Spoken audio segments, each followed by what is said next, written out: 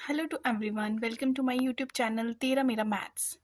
तो आज मैंने जैसे बोला था कि मैं आपको previous paper HP TGD commission और मेडिकल का जो मैथ सेक्शन है वो आज हम कवर अप करेंगे। सारे क्वेश्चन सॉल्व करेंगे।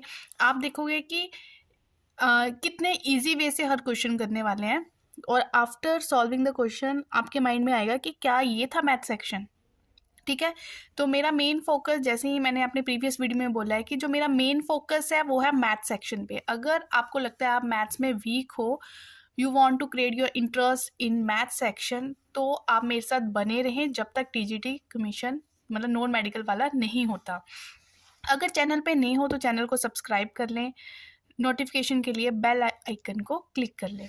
तो स्टार्ट करते हैं अपना फर्स्ट क्वेश्चन। जो 2018 का पेपर है टीजीटी कमीशन का, वो मैं सॉल्व करने वाली हूँ। तो स्टार्ट करते हैं अपने फर्स्ट क्वेश्चन के साथ। जैसे कि फर्स्ट क्वेश्चन देखो, ये है 2018 में पूछा गया क्वेश्चन। कहते हैं the set of all prime numbers. जो अगर हम प्राइम नंबर्स का एक सेट बनाते हैं, सेट कैसे बनता है? कलेक्शन करके, है ना, डिस्टिंक्ट ऑब्जेक्ट्स की कलेक्शन करके। तो उनमें से वो क्या होगा? एक फाइनाइट होगा, सिंगलटन होगा, इन्फिनाइट होगा।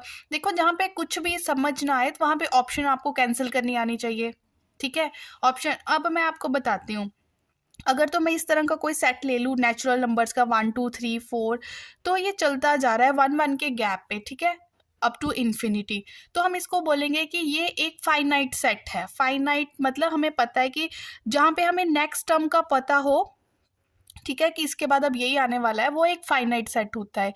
देखो, फाइनाइट, अब सिंगलटन सेट मीन्स जिसमें सिर्फ एक ही एलिमेंट होता है। इन्फिनाइट मीन्स जिसका पता ही नहीं कि अगला एलिमेंट सब अब क्या आने वाला है। ठीक है, उसकी कलेक्शन को हम इन्फिनाइट सेट बोलते हैं।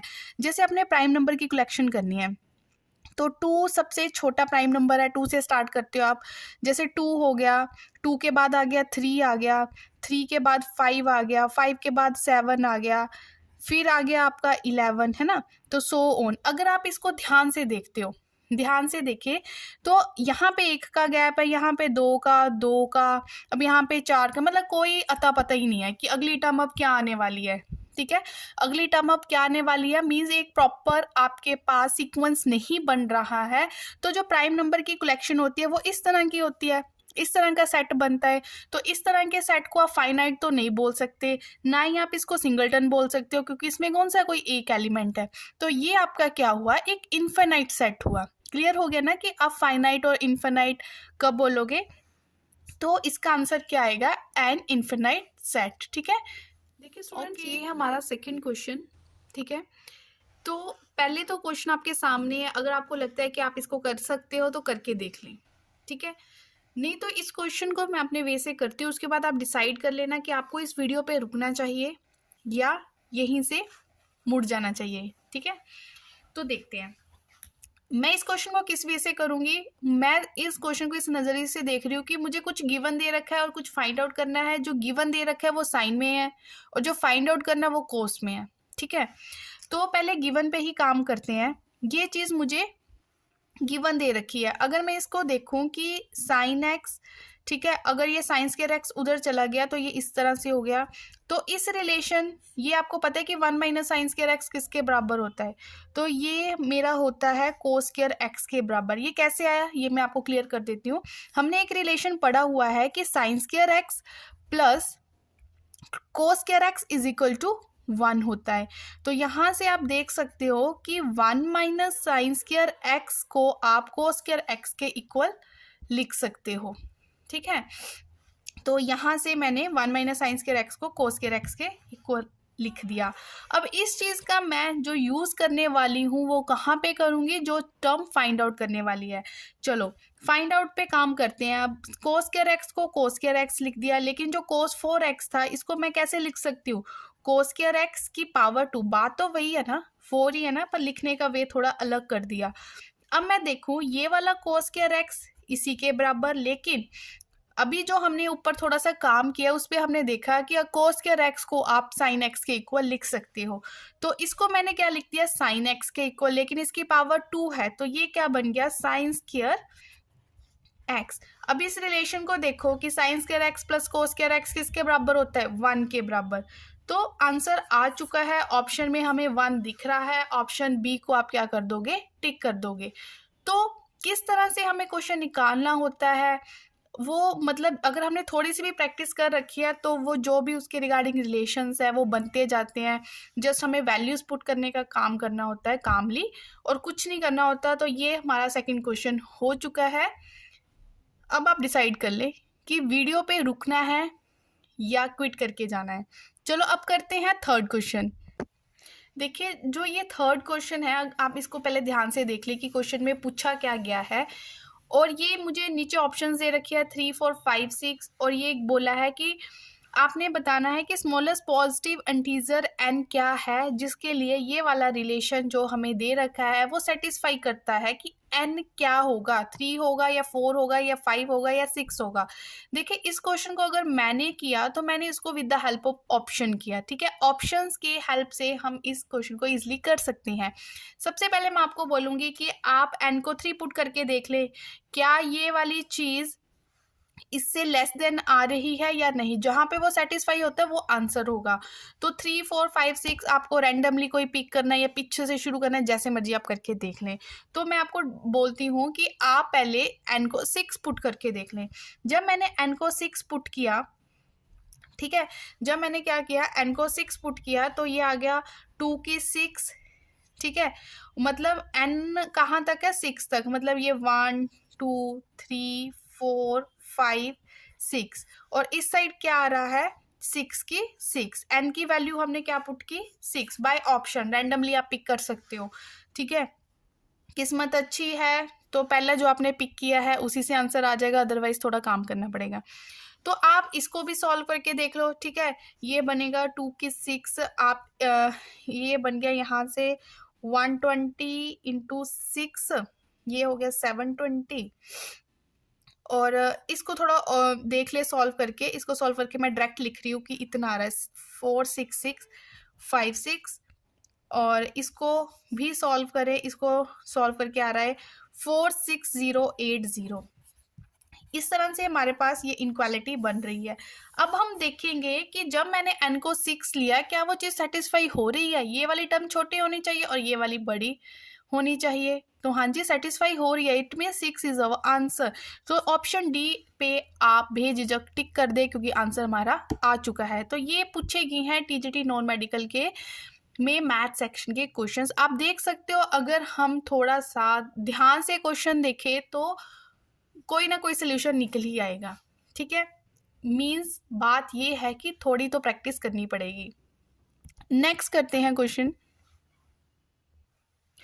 देखिए करने को इसको आप लंबे मेथड से कर सकते हो, बाइनोमियल लगा के कर सकते हो, लेकिन मेरा यही मोटिव है कि आंसर भी आना चाहिए, टाइम भी कम लगे और अच्छा सा वे मैं आपके साथ डिस्कस करूं।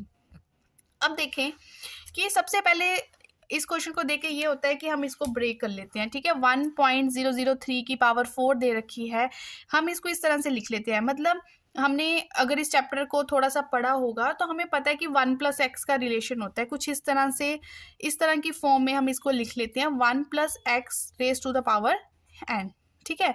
अब मैं इसी फॉर्म में इसको कन्वर्ट करने वाली हूँ। ये मेरे पास बन रहा है 1 प्लस, आप इसको क्या लिख सकते हो, 1 + 0.003 की पावर 4, ये वाली फॉर्म बन रही है, ठीक है। यहाँ पे मेरे पास x ये है और n क्या है, 4 है, ठीक है।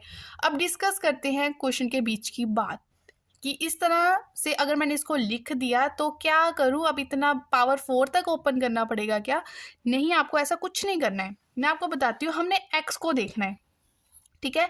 तो ये वाला रिलेशन जो है, अगर आपने इसको ढंग से पढ़ा है तो इसमें आपको ये चीज़ पढ़ने को मिलती है कि 1 + x⁴n is approximately equal to 1 + nx। आप इसको लिख सकते हो, क्या लिख सकते हो, 1 + nx।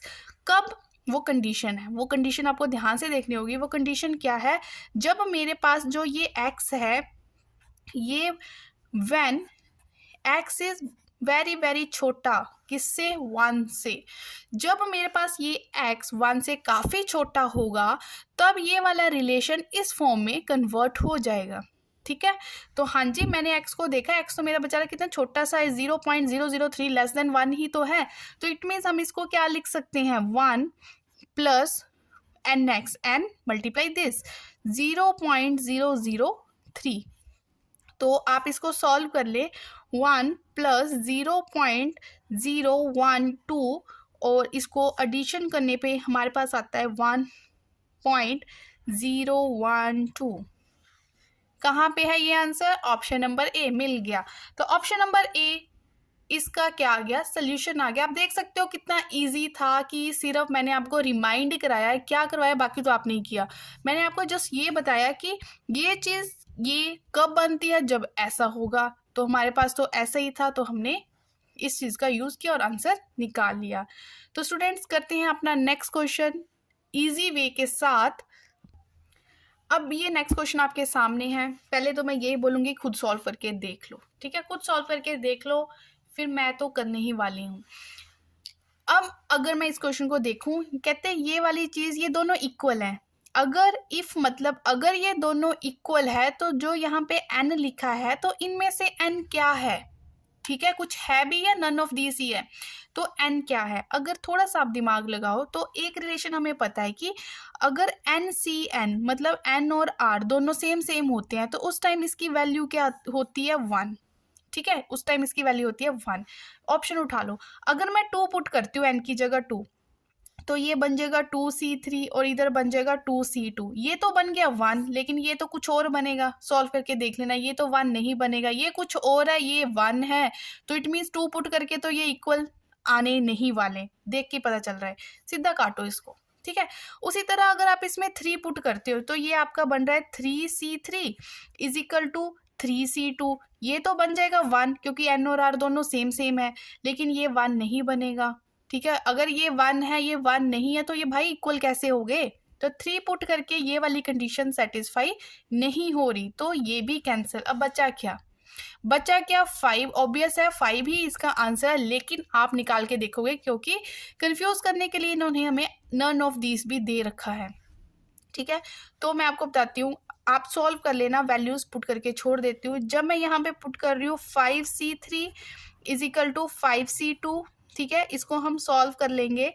तो एनसीआर को साइड में मैं लिख रही हूँ कि हम कैसे ओपन करते हैं, एनसीआर अगर हमारे पास दे रखा हो तो हम इसको ओपन करते हैं n factorial upon r factorial n minus r का फैक्टोरियल, ठीक है। तो ये रिलेशन का यूज़ करके हम इसको सॉल्व करने वाले हैं। तो देखें ये बन रहा है 5 फैक्टोरियल 3 फैक्टोरियल 5 माइनस 3 2 फैक्टोरियल। उसी तरह यहाँ से 5 फैक्टोरियल 2 फैक्टोरियल 5 माइनस 2 3 फैक्टोरियल। तो इसमें क्या होता है कि जो बड़े वाला है उसको ओपन कर दो, 3 फैक्टोरियल तक ओपन कर लेते हैं ताकि वो कैंसिल हो जाए, और 2 फैक्टोरियल ओपन किया तो 2 मल्टीप्लाई 1। उसी तरह 5 4 इंटू 3 फैक्टोरियल 2 इंटू 3 फैक्टोरियल। तो यहाँ से ये 3 फैक्टोरियल और यहाँ से ये 3 फैक्टोरियल उड़ गए और यहाँ से बचता है, और यहाँ से आप देख लो 5 2 10 इज इक्वल टू 10, ठीक है, इक्वल टू हो रही है कब, जब हम n को क्या पुट कर रहे हैं, 5 पुट कर रहे हैं। तो ये हमारा सोल्यूशन आ चुका है। आप इसे हिट एंड ट्रायल, जैसे मैंने ऑप्शन कैंसिल की, थोड़ा सा ऐसे भी कर सकते हो। अगर आप हमें लग रहा है कि टाइम कम है, जल्दी से हमें इसका कोई आंसर टिक करना है, तो आप इसको 5 को टिक कर सकते हो by cancelling option A and option B. तो स्टूडेंट्स करते हैं अपना नेक्स्ट क्वेश्चन। देखो नेक्स्ट में क्या बोल रहे हैं, नेक्स्ट में बोल रहे हैं कि एक कोई डाइस है उसको हमने n टाइम्स रोल किया, the number of possible outcomes तो कितनी होगी। चाहे डाइस की बात हो रही है चाहे कॉइन की बात हो रही है, अगर डाइस की बात हो रही है तो माइंड में 6 आना चाहिए, अगर कॉइन की बात हो रही है तो 2, कि उसमें हेड या टेल 2 पॉसिबल आउटकम्स होते हैं।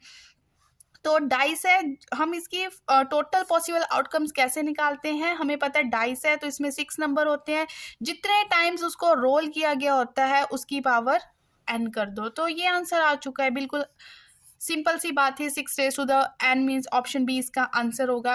वही बात कर रही हूँ, अगर बोला है कि कोई कॉइन है उसको हमने 3 बार रोल किया, मतलब 3 बार टॉस किया, थ्राइस है, ट्वाइस है, तो कितने पॉसिबल आउटकम्स हो गए। तो इन केस ऑफ कॉइन आप बोलोगे अगर 3 बार 2 की power 3 means total possible outcomes आपके पास क्या होंगे, 8 होंगे। ठीक है, तो नोट डाउन कर लो इस बात को। अब करते हैं नेक्स्ट क्वेश्चन, बड़ा मज़ेदार है, इस पे मैंने एक शॉर्ट्स भी बना रखा था। अगर आप मेरे चैनल पे नए हो तो आप चैनल सब्सक्राइब कर लो if you are preparing for TGT commission. ठीक है, आप चाहते हो कि अब मुझे टीजीटी टीचर बनना ही है तो चैनल को सब्सक्राइब तो करना पड़ेगा फॉर क्लियरिंग योर डाउट्स। तो नेक्स्ट है, ये है लिमिट पे क्वेश्चन। ठीक है, तो इस तरह के क्वेश्चन पे लिमिट में हमें पता है कि जब, अब आप देखो कहते हैं एक्स किसको अप्रोच कर रहा है, 1 को अप्रोच कर रहा है। हमने मेन डिनोमिनेटर को देखना होता है, कहीं डिनोमिनेटर 0 तो नहीं बन रहा। अगर 0 बन रहा है तो एक नया रास्ता हम चुनेंगे। जो मैंने एक्स को यहाँ पे 1 पुट किया तो 1, ठीक है, 1 की पावर चाहे 100 हो तो 1 नहीं होगा ना, वो 1 - 1 में 0, डिनोमिनेटर हमारे पास 0 बन रहा है। जब डिनोमिनेटर 0 बन रहा है तो वहाँ पे हम एल, ठीक है, हॉस्पिटल्स रूल यूज़ करते हैं, तो हम भी यहाँ पे वही करने वाले हैं। वैसे तो मैं इसका आप पहले ट्रिक बता देती हूँ, फिर मैं बताती हूँ बेसिक मेथड। देखो इस तरह की फॉर्म कभी भी आपके पास आ जाए, ठीक है, तो आपको डरना नहीं है, इसको सॉल्व करना है। मैं आपको बता रही हूँ कि आप कैसे सॉल्व करोगे इसको। सबसे पहले इस तरह की फॉर्म आ जाए तो आप वही, अगर टाइम कम है तो क्या करें, यहाँ से m उठाया, यहाँ से n उठाया, m/n, आंसर आ गया। इस तरह की फॉर्म हो, इस तरह की फॉर्म का मतलब ये है, अगर आपके पास x raise to the power 10 है, ठीक है, या कुछ भी है, ठीक है, x raise to the power 10 है -1, या x raise to the power 15 -1, तो 10/15 मीन्स 10/15 आंसर होगा। 5 2 ज़ा 5 3 ज़ा मीन्स 2/3 आंसर होगा। ठीक है, तो मैंने बता दिया इस क्वेश्चन को आप एल हॉस्पिटल्स रूल लगा के सॉल्व कर सकते हो, या अगर आपको एक बड़ा ही अच्छा सा ट्रिक चाहिए तो आप क्या कर सकते हो, एम और एन को उठाओ और ऑप्शन को टिक कर दो। ठीक है, अगर आप चाहते हो कि मैं इसको अच्छे से सॉल्व करूं तो कोई बात नहीं, इसको हम पूरा भी सॉल्व कर लेते हैं, क्योंकि बेसिक का पता होना ज़रूरी है। देखिए हॉस्पिटल्स रूल्स हम कैसे लगाते हैं, डिफ्रेंसिएशन करके। न्यूमिनेटर की अपनी डिफ्रेंसिएशन कर दो और डिनोमिनेटर की अपनी डिफ्रेंसिएशन कर दो। चलो न्यूमिनेटर की करते हैं, तो ये बन गया mx m-1, देखो 1 की तो 0 ही होगी, और यहाँ से बन गया nx n-1। ठीक है, ये चीज़ हमारे पास बन गई। उसके बाद हम देखें कि m/n इस तरह से लिख लेते हैं, ये भी x है, ये भी, न्यूमिनेटर डिनोमिनेटर दोनों में x है, तो अगर बेस बराबर है तो पावर्स को क्या करता है, ये वाली पावर सारी ऊपर जाके माइनस बन गई, ये बन गई m-1 -n+1। ठीक है, और सॉरी साथ में लिमिट x अप्रोचेस टू 1 भी चल रहा है। ठीक है, अगर आपको ये मेथड नहीं अच्छा लगा कोई बात नहीं, ट्रिक तो मैंने बता ही दिया, लेकिन मैं बोल रही हूँ बेसिक पता होना चाहिए। ठीक है, ट्रिक्स हमेशा याद नहीं रहते, प्रैक्टिस के साथ ही याद रहते हैं। तो यहाँ से मेरे पास आ चुका है m/n x raise to the power m-n। ठीक है, अगर अब आप x को 1 पुट करते हो, ठीक है, अगर आप x को 1 पुट करते हो, ये तो सारा क्या हो गया, 1 नहीं हो गया, बचा क्या, m/n, तो m/n हम ही आंसर है हमारा। ठीक है, तो न्यूमिनेटर और डिनोमिनेटर की अलग अलग से डिफ्रेंसिएशन कर दी, उसके बाद हमें दिखा कि क्या करें, देखा कि x है न्यूमिनेटर में, x है डिनोमिनेटर में, दोनों का बेस बराबर है, तो पावर्स क्या होती है, अगर डिवाइड में हो तो माइनस होगी, नीचे वाली पावर ऊपर जाके क्या होगी, सारी की सारी माइनस होगी। कैंसिल करने के बाद ये बचा। अब लिमिट लगाने का काम करते हैं। जब हमने अब लिमिट लगा दी यहाँ पे, तो ये सारा बन गया 1 और बचा क्या, m/n, वो ही हमारा आंसर है। तो स्टूडेंट आंसर आ चुका है बेसिक मेथड से भी और ट्रिकी मेथड के साथ भी। तो स्टूडेंट्स अब तक हमने 7 क्वेश्चन डिस्कस कर लिए हैं, लेकिन आउटपुट के लिए जो भी इस चैनल पे विजिट कर रहे हैं, मैं ये पूछना चाहूँगी कि आपको कैसा लग रहा है, कि कुछ समझ भी आ रहा है या नहीं आ रहा। तो कमेंट सेक्शन में प्लीज़ कमेंट करके ज़रूर बताएं, ताकि अगर कुछ इम्प्रूव करना हो तो मैं इम्प्रूव कर सकूं। अब आपके सामने है क्वेश्चन नंबर 8, इसका आंसर आप बता सकते हो देख के, अगर आपने इस कॉन्सेप्ट को पढ़ा हुआ है। देखिए ये हमें कोई पॉइंट दे दिया, ठीक है, पॉइंट दे दिया, बोल रहा है किस ऑक्टेंट में ये पॉइंट लाई कर रहा है, फर्स्ट में, सेकंड में, सेवंथ में या एट्थ में। देखो अगर हमसे ये पूछा होता कि कौन से क्वाड्रेंट में, अगर मतलब एक्स और वाई दे दिए, ठीक है, अगर पूछा होता कि कौन से क्वाड्रेंट में लाई कर रहा है तो इजी था, हमें पता है। लेकिन अब ये पॉइंट्स है कहाँ पे लाई कर रहे हैं, इन द प्लेन, मतलब एक्स वाई जेड, ठीक है, एक्स वाई जेड दे रखे हो तो मीन्स प्लेन में लाई कर रहे हैं, तो इस केस में हम बोलते हैं ऑक्टेंट, ठीक है। सिर्फ 2 पॉइंट्स है, 2 डायमेंशनल में बात हो रही है तो हम बोलते हैं क्वाड्रेंट। अब मैं इसका वे बताती हूँ आपको कैसे सॉल्व करना है। सबसे पहले वही पुरानी यादें याद करो कि हम क्वाड्रेंट किस तरह से बनाते हैं। ये हमारा फर्स्ट, इस तरह से चलते हैं हम एंटी में, एंटी क्लॉकवाइज में, first, second, third and fourth, ठीक है, थर्ड एंड फोर्थ। उसी तरह इसका भी ऐसे लिख लेते हैं, पहले इसका लिख लो, first, second, third and fourth. हमें पता है जो फर्स्ट क्वाड्रेंट होता है इसमें सारे पॉजिटिव होते हैं, ठीक है, ये तो बेसिक वाला मैं क्लियर कर रही हूँ कि ये भी प्लस होता है, ये भी प्लस होता है। लेकिन जो सेकंड क्वाड्रेंट होता है उसमें ये एक्स वाले पॉइंट यहाँ पे होंगे, ये नेगेटिव होंगे, और वाई वाले ऊपर होंगे, वो क्या होंगे, पॉजिटिव होंगे। थर्ड क्वाड्रेंट में देखो, थर्ड क्वाड्रेंट में एक्स भी नेगेटिव है और वाई भी नेगेटिव है, मतलब एक्स के पॉइंट यहाँ से आएंगे, ठीक है, तो इधर तो एक्स नेगेटिव है, वाई के पॉइंट यहाँ से आएंगे, तो यहाँ पे नीचे वाई भी नेगेटिव है, मीन्स ये दोनों ही क्या होते हैं, नेगेटिव होते हैं। उसके बाद फोर्थ क्वाड्रेंट में आते हैं, एक्स के पॉइंट यहाँ से आएंगे, मीन्स एक्स तो क्या है, पॉजिटिव है, इस साइड एक्स क्या होता है, पॉजिटिव, इस साइड नेगेटिव होता है। लेकिन वाई तो नीचे से आएगा, वाई क्या है, नेगेटिव है, ठीक है। ये तो हम बेसिक बात कर रहे हैं जब एक्स और वाई की बात होती है। लेकिन यहाँ पे बात किसकी हो रही है, क्वाड्रेंट की, ठीक है। 4 तक ये हो गए, मैं अपने वे से बता रही हूँ, 4 तक ये हो गए, ये हमारा हो गया फिफ्थ, ठीक है, ये हो गया सिक्स्थ, ये हो गया सेवंथ, ये हो गया एट्थ। अब आप क्या करोगे, ये समझ आ गया, ये फिफ्थ, सिक्स, सेवंथ, एट, इसको देखो पहले, इसमें क्या होगा, जो आपने फर्स्ट क्वाड्रेंट लिया है इसमें जो थर्ड पॉइंट होगा वो हर किसी का आप क्या कर दोगे, पॉजिटिव, ठीक है, जो हम बेसिक लेते हैं उसका थर्ड पॉइंट हर किसी का क्या कर दोगे, पॉजिटिव, ठीक है।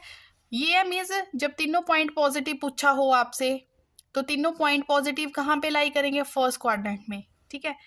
अब ये तो बात होगी इसकी। अब फिफ्थ, सिक्स, सेवन, एट्थ ये क्या है, इसमें सबसे पहले आप क्या करोगे, जो ये पहले 2 पॉइंट है ये same same as it is लिख लो कि प्लस प्लस, नेगेटिव प्लस, सिर्फ पहले 2 पॉइंट, ठीक है, मैं आपको क्लियर कर रही हूँ, पहले 2 पॉइंट। अब इसमें जो थर्ड पॉइंट होगा, जैसे इस क्वाड्रेंट में जो मैंने थर्ड पॉइंट लिया वो हर किसी का पॉजिटिव लिया, इसमें क्या है, जो थर्ड पॉइंट है वो हर किसी का आप क्या ले लोगे, नेगेटिव। क्लियर हो गया, क्लियर हो गया। अब मैं आपसे क्वेश्चन पूछती हूँ कि अगर आपसे कोई पूछे कि अगर मेरे पास 3 नंबर है, एक पॉजिटिव है, एक नेगेटिव है और तीसरा पॉजिटिव है, तो वो कौन से क्वाड्रेंट में लाई कर रहा है, तो आप इस चीज़ की प्रैक्टिस कर लो, ठीक है, तो आप बोल दोगे कि वो तो फोर्थ क्वाड्रेंट में लाई कर रहा है। अब अपने क्वेश्चन की तरफ चलते हैं। इसमें जो तीनों पॉइंट्स है, तीनों पॉइंट्स क्या है, नेगेटिव है। अब आप देख लो कि तीनों पॉइंट्स नेगेटिव कहाँ पे आ रहे हैं, देखो seventh quadrant, sorry octant, seventh octant को जब हमने ध्यान से देखा तो नेगेटिव नेगेटिव नेगेटिव मीन्स इसमें होंगे तीनों पॉइंट्स क्या है, नेगेटिव। तो इसका आंसर क्या आ चुका है, ऑप्शन सी। देखो मैं आपको क्लियर कर देती हूँ, आपको इस तरह का क्वेश्चन अगर पेपर में देखने को मिलता है तो आप क्या करोगे, सबसे पहले आप 2 क्वाड्रेंट ड्रॉ कर लोगे, same same, same same mean positive, जैसे थे पहले 2 पॉइंट आप बनाते ही हो उसी तरह इधर भी वो 2 पॉइंट बना लोगे। लेकिन काम है तीसरे पॉइंट का, ठीक है, सारा काम किसका, तीसरे पॉइंट का। पहले में जो आप तीसरा पॉइंट है हर किसी का पॉजिटिव रखोगे, और इस में जब आप तीसरा पॉइंट लोगे तो हर किसी का क्या करोगे, नेगेटिव रख दो। तो जो भी पूछा गया है कि positive negative, sorry negative positive negative, तो देख के क्लियर हो रहा है कि कौन से ऑक्टेंट में क्या आएगा, ठीक है। चलते हैं, आई होप क्लियर हो ही गया होगा। अब चलते हैं अपने नेक्स्ट क्वेश्चन की तरफ। नेक्स्ट क्वेश्चन आप देखो मैट्रिक्स से पूछा गया है, तो बिल्कुल सिंपल है, ए कुछ मैट्रिक्स दे दी है, बी कुछ मैट्रिक्स दे दी है, इन दोनों को प्लस करना है, तो सीधा प्लस कर लो। देखो जो प्लस होती है, एक्स एक्स के साथ प्लस होगा, वाई वाई के साथ, ठीक है। जैसे ये समझो, ये कौन सा बना आपके पास, 2 1 2 1, ये बना 2 2 2 2, ठीक है, हर एलिमेंट अपने ही एलिमेंट के साथ प्लस या माइनस होता है। तो ये A11 है, A11 इसके A11 से क्या होगा, प्लस होगा। इसका 2 इसका 4, दोनों को प्लस किया 6, ये -1 और 3 आपस में इनको प्लस किया, -1 + 3, तो यहाँ से आ गया 2, ये 3, ये 1, 3 + 1 4, ये 5, ये -2, ये बन गया 3। देखो आंसर आ चुका है, सिंपल है। तो मतलब जो आपको यहाँ से सीखना था वो क्या था कि A11 पहली मैट्रिक्स का A11 दूसरी मैट्रिक्स के A11 के साथ ही प्लस या माइनस होगा। ठीक है, हर एलिमेंट अपनी अपनी पोजीशन पर ही एक दूसरे के साथ प्लस या माइनस होता है। तो करते हैं नेक्स्ट क्वेश्चन। देखिए कुछ क्वेश्चन तो पेपर में ऐसे दे रखे हैं कि सिर्फ 1 सेकंड का खेल है। ठीक है, सिर्फ 2-3 क्वेश्चन ही ऐसे है कि जिस पे थोड़ा टाइम लग रहा है, अदरवाइज सेकंड्स के में क्वेश्चन सॉल्व हो रहे हैं अगर हमने अच्छे से प्रैक्टिस कर रखी है। तो इसमें देखिए एक्स की वैल्यू पूछ रखी है। ठीक है, तो जब भी हम दो मैट्रिक्स या कोई भी दो डिटर्मिनेंट हमारे पास इक्वल दे रखी हो, इट मीन्स उनका A11 इक्वल है, उनका A22 इक्वल है, मतलब ठीक है, समझ आ रही है ना। मीन्स देखो अगर यहाँ पे 2 है इसका, तो यहाँ पे भी 2 है, अगर यहाँ पे 18 है तो यहाँ पे भी 18 है, तो ऑब्वियस है ना इसका A11 x है तो इसका A11 6 है, तो ये x भी क्या है 6 है। क्लियर हो रहा है, इसको नहीं देखना, इसको देख लो, इसका A22 x है, इसका A22 कितना है 6 है। मीन्स जहाँ से मर्जी देख लो, A11 देखना है चाहे A22 देखना है, x हमें क्या मिल रहा है 6 ही मिल रहा है, तो इसका आंसर क्या आएगा x = 6। ठीक है, तो ये मैं इसकी बात कर रही थी, ये क्या था, कुछ नहीं था, देख के ही पता चल रहा है कि आंसर 6 है। विद इन सेकेंड, 1 सेकेंड में आप इसका आंसर दे पा रहे हो। चलो स्टूडेंट्स करते हैं अपना नेक्स्ट क्वेश्चन। नेक्स्ट क्वेश्चन में हमें क्या बोला है, हमें बोला है कि एरिया ऑफ सर्कल। ठीक है, ये क्या होती है, इक्वेशन ऑफ सर्कल होती है x² y² = 9। हमें एरिया ऑफ सर्कल, ये कोई सर्कल है, ठीक है, इस सर्कल का हमें एरिया निकालना है, ऑप्शन हमारे सामने रख दी गई है। तो जो गिवन है काम तो उसी पे करना होता है, जो हम उन्होंने हमें सर्कल की इक्वेशन दे दी। We know the equation of circle क्या होती है कि x² + y² = r²। ठीक है, तो यहाँ पे अगर r² देखूं, ठीक है, तो यहाँ पे ये पूरा r² किसके बराबर है 9 के बराबर है, क्योंकि यहाँ पे r² की जगह क्या है 9 है। तो यहाँ से क्लियर हो रहा है कि r कितना आ रहा है 3 आ रहा है, क्योंकि नेगेटिव तो आएगा नहीं ना, नहीं तो हम बोलते हैं ना +-3, क्योंकि एरिया की बात हो रही है, एरिया भाई नेगेटिव कैसे हो सकता है। तो r की वैल्यू कितनी आ गई 3, r तो निकल गया। अब करते हैं एरिया ऑफ सर्कल। क्या होता है फॉर्मूला एरिया ऑफ सर्कल का, πr²। क्या होता है πr², पाई का पाई लिख दिया, आर की जगह 3 पुट किया, 3 का स्क्वायर किया 9, तो 9 पाई हमारे पास क्या आ गया आंसर, मीन्स ऑप्शन बी। ठीक है, ऑप्शन बी इसका क्या होगा आंसर। तो देखें 11 क्वेश्चन हो चुके हैं, कहीं पे डाउट है, ये सारे के सारे ही क्लियर हो गए। अगर क्लियर हो गया तो करते हैं अपना नेक्स्ट क्वेश्चन। देखिए अगले में क्या पूछा गया है, इंटीग्रेशन के रिगार्डिंग क्वेश्चन है हमारे पास, तो इंटीग्रेशन कर लेते हैं। ठीक है, x + 1, जब भी प्लस या माइनस होती है तो अलग अलग से इंटीग्रेशन कर लो। x की होगी x²/2 और 1 की कितनी होगी x होगी, और जो ये लिमिट है ये ऐसे अपर लिमिट और लोअर लिमिट बन जाएगी हमारे पास, क्योंकि हमारे पास इंटीग्रल जो है वो फाइनाइट इंटीग्रल है। तो कैसे करते हैं, अपर लिमिट x की जगह पहले 5 पुट करोगे, मीन्स अपर लिमिट पुट करोगे माइनस लोअर लिमिट, ये होता है फॉर्मूला। पहले x की जगह 5 पुट करो, फिर x की जगह 0 पुट करो, तो अपर लिमिट 5 का स्क्वायर किया 25/2 + 5। ठीक है, ये अपर लिमिट होगी, माइनस x की जगह 0 किया 0 + 0। ठीक है, अब आप इसको सॉल्व कर ले। ठीक है, सिंपल सा क्वेश्चन था, इंटीग्रेशन भी डाली तो कैसी डाली। तो इसको जब हमने सॉल्व किया तो इसको सॉल्व करके हमारे पास आ रहा है, देखो 10 35/2 आंसर आ रहा है, मीन्स ऑप्शन बी। ठीक है, तो सिंपल सी इंटीग्रेशन थी पूछी हुई, जल्दी से हो गई, ये भी विद इन सेकेंड्स, अगला भी विद इन सेकेंड्स। क्या करूं, है ही अगला विद इन सेकेंड, अगर आप देख के ही बता दोगे तो मज़ा ही आ गया। मीन्स आपने कुछ पढ़ रखा है अगर आप इसका आंसर बता रहे हो मुझे। देखो क्या है, ये है कंडीशनल प्रोबेबिलिटी।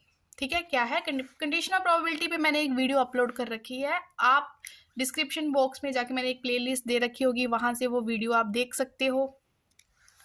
देखिए स्टूडेंट्स, ये है, ये चीज़ फाइंड आउट करनी है। इसका मतलब होता है कि ये क्वेश्चन क्या है, conditional probability. Conditional probability means एक इवेंट ऑलरेडी हो चुका है, अब हमने दूसरा इवेंट निकालना है। तो इसका पहले फॉर्मूला मैं लिखती हूँ, ठीक है।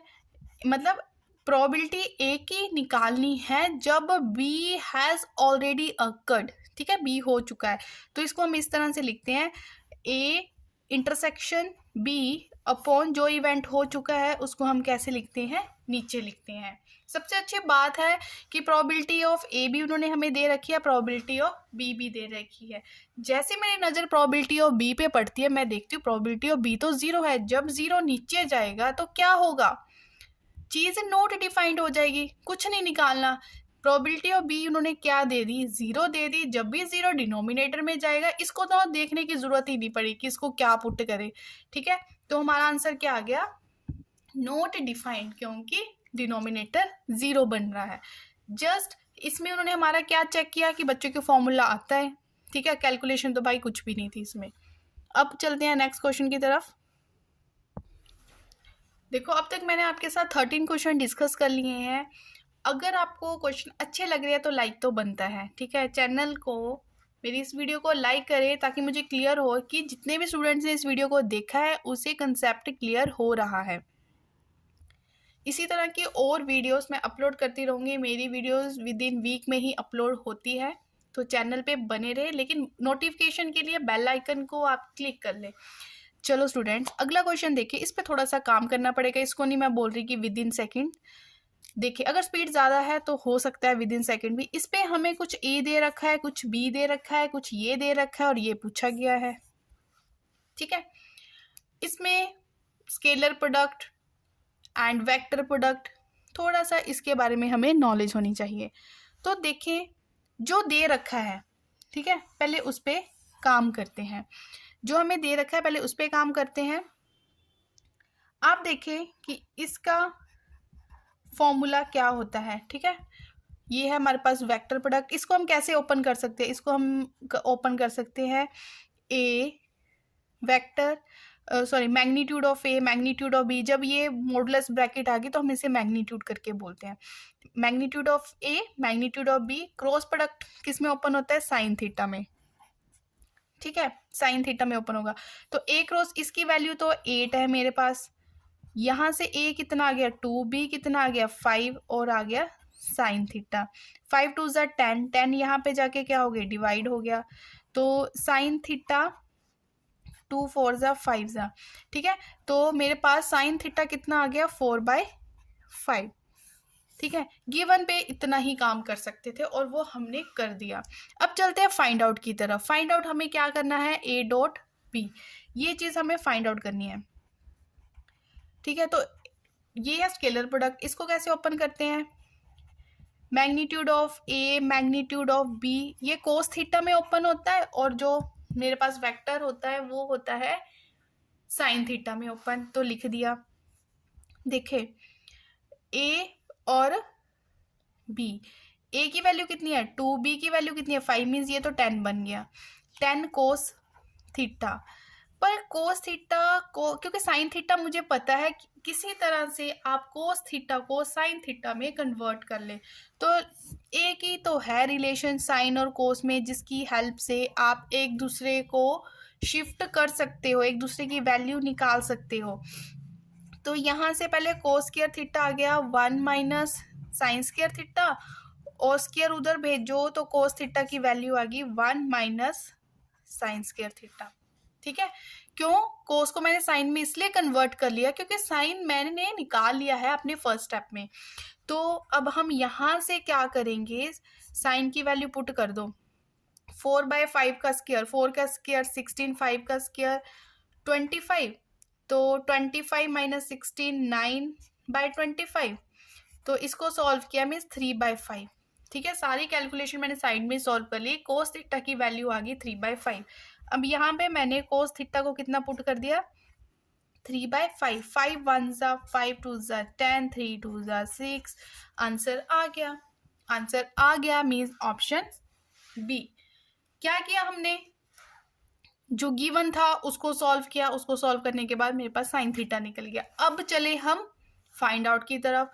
फाइंड आउट हमें ये करना था, ठीक है, इसका फॉर्मूला लगाया। तो यहाँ पे कोस थीटा पे आके क्वेश्चन फंस गया था, लेकिन क्वेश्चन को हमने फंसने नहीं दिया, हमने एक आइडेंटिटी का यूज़ किया और जो चीज़ हमने अपने फर्स्ट स्टेप में निकाल रखी है उसका यहाँ पे यूज़ किया। आफ्टर दैट हमारे पास एक वैल्यू आई 3/5, वो हमने उठा के यहाँ पे पुट कर दी। फिर क्या मिला, answer, means option B is your answer. ठीक है स्टूडेंट्स, क्वेश्चन 14 हैज़ डन। अब चलते हैं क्वेश्चन नंबर 15 की तरफ। देखिए जो नेक्स्ट क्वेश्चन है ये भी प्रोबेबिलिटी से पूछा गया है, तो हम देख रहे हैं कि प्रोबेबिलिटी के रिगार्डिंग काफ़ी क्वेश्चन पूछे जाते हैं। जो ये क्वेश्चन है इसी तरह का क्वेश्चन, अब अगर आप पीजीटी का पेपर देखते हो मैथ्स का, तो वहाँ पे भी कुछ ट्रूथ लाइक के रिगार्डिंग क्वेश्चन पूछा गया था, मीन्स ये इंपॉर्टेंट काइंड है। ठीक है, तो ये इंपॉर्टेंट क्वेश्चन है, टीजीटी में भी पूछा जा रहा है और पीजीटी के एग्जाम में भी पूछा जा रहा है। तो इस तरह के क्वेश्चन आप कैसे करोगे, पहले पढ़ते हैं स्टेटमेंट को। The probability that A speaks truth is 4/5। कहते देखिए ए की बात हो रही है, बी की बात हो रही है, कुछ सच की बात हो रही है, मीन्स ट्रुथ की बात हो रही है, एक झूठ भी होगा, अगर सच है तो झूठ भी होगा। ठीक है, अगर कहते हैं ए के सच बोलने की प्रोबेबिलिटी कितनी है 4/5, तो उसके झूठ बोलने की कितनी हुई 1/5। कैसे, टोटल होती है प्रोबेबिलिटी 1 में से सच वाली माइनस कर दो तो बचा क्या, झूठ, 1/5 निकल गया। ठीक है, टोटल प्रोबेबिलिटी में से ट्रूथ को माइनस कर दिया तो जो आंसर आया वो लाई आ गया। उसी तरह बी की सच बोलने की प्रोबेबिलिटी कितनी है 3/4 और झूठ बोलने की फिर कितनी हुई 1/4। पहला स्टेप हो चुका है। अब चलते हैं जो पूछा गया है, कहते हैं हमने प्रोबेबिलिटी क्या निकालनी है कि दोनों क्या कर रहे हैं, कंट्राडिक्ट। अगर कोई एक फैक्ट पे बोलते हैं, ठीक है, अगर हमें एक टॉपिक दे दिया, ए भी बोल रहा है और उस पे बी भी बोल रहा है, लेकिन दोनों के विचार नहीं मिल रहे। ठीक है, जो बात ए बोल रहा है बी उसको कट कर रहा है, मीन दोनों क्या कर रहे हैं, किसी फैक्ट पे कंट्राडिक्ट कर रहे हैं। ठीक है, हमने प्रोबेबिलिटी निकालनी है कि दे आर कंट्राडिक्टिंग ईच अदर, कि कंट्राडिक्ट ईच अदर। देखो दोनों कंट्राडिक्ट कब करेंगे, देखो ए और बी यहाँ पे इंडिपेंडेंट इवेंट्स बन चुके हैं, क्योंकि ए और बी दोनों ही अलग अलग है। ठीक है, कंट्राडिक्ट कर रहे हैं। कंट्राडिक्ट कब करेंगे, जब जिस टाइम ए सच बोल रहा होगा, ए सही होगा, उस टाइम बी गलत होगा। ठीक है, तभी कंट्राडिक्ट होगा। अगर दोनों ही सही सही बोल रहे हैं तो कंट्राडिक्ट की बात ही नहीं। ठीक है, फैक्ट को समझो। आप भी जिस तरह वो एक फैक्ट पे बहस कर रहे हैं और उनके जो विचार है वो कंट्राडिक्ट कर रहे हैं, आप भी इसको समझो। कंट्राडिक्ट कब करेंगे, जब जिस टाइम ए सही होगा और बी गलत होगा, या तो ऐसे होगा या ए गलत है और बी सही है, मीन्स दो ही पॉसिबिलिटीज बनती है ना। तो आप इसे कैसे करोगे, पहले प्रोबेबिलिटी जब ए क्या बोल रहा है, ट्रूथ बोल रहा है, जिस टाइम ए ट्रूथ बोल रहा है उस टाइम बी क्या बोल रहा है, लाई। ठीक है, कंट्राडिक्ट होगा। प्लस प्लस कब लगाते हैं, जब हमारे पास उसका दूसरी पॉसिबिलिटी भी हो। एक तो ऐसे हो गया या ऐसे, जब या की बात आ गई तो प्लस। जब पहले क्या था, ए ट्रूथ था, अब ले लो कि ए लाई बोल रहा है, उस टाइम बी क्या बोलेगा, ट्रूथ। ठीक है, तो सबकी वैल्यूज तो है, पुट कर दो। ए ट्रूथ की प्रोबेबिलिटी कितनी है 4/5। ठीक है, मतलब इस तरह से चल रहा है। अगर मैं ट्रिक बोलूं तो ट्रिक ये बन रहा है, ये इसके साथ मल्टीप्लाई हो गया प्लस ये इसके साथ, आंसर आ गया। बी लाई की कितनी है 1/4 प्लस ए लाई की कितनी है 1/5, बी ट्रूथ की कितनी है 3/4। तो यहां से आ गया 1/5 प्लस यहाँ से आ गया 3/20। ठीक है, आप इसको सॉल्व कर ले तो हमारे पास 7/20 इसका क्या आ जाएगा आंसर। ठीक है, अगर नहीं समझ आया कोई बात नहीं, क्वेश्चन एक बार फिर से सुन लो, वीडियो को पॉज करके क्वेश्चन समझो या वीडियो को थोड़ा पीछे कर लो, दोबारा समझो कि मैंने क्या बोला। ठीक है, तो 7/20 इसका क्या आ चुका है आंसर। स्टूडेंट्स आई होप मैंने आपके साथ 15 क्वेश्चन इस क्वेश्चन पेपर के डिस्कस किए हैं। ठीक है, अगली वीडियो में जो क्वेश्चंस बच गए हम वो भी डिस्कस करेंगे।